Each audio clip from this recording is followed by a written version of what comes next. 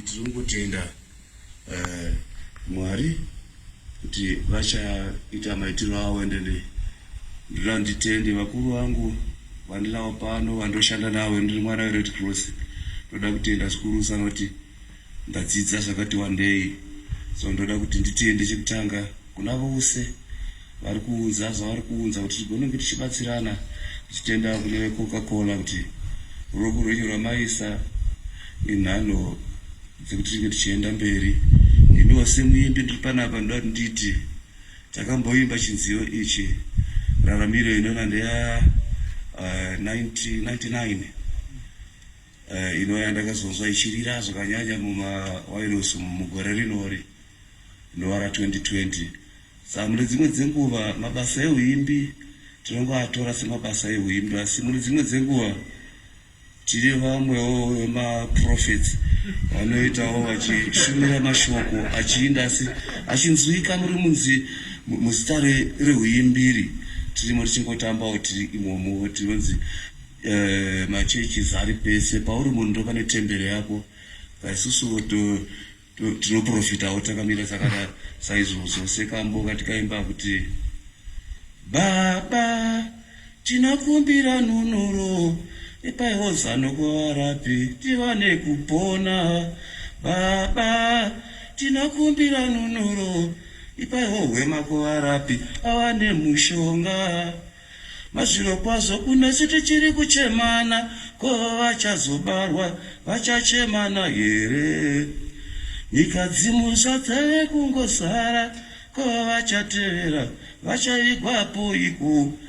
Taita setinoimba saizvozvo asi ndiri kunzwa zvinoita sezviri kuenderana nezvavapo mugore rinori. So ndoda kuti nditende nditi kumhuri yeZimbabwe nevamwe vose ngatiremekedzei zvatakanzi tinge tichiita tigone kukunda denda iri.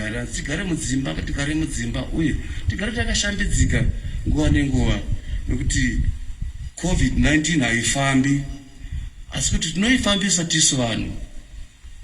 Mukusateerera kwedu hatinenge tichiita kuti hatisati taona zviri kuitika kune dzimwe nyika uko kuri kuita ukata-kata.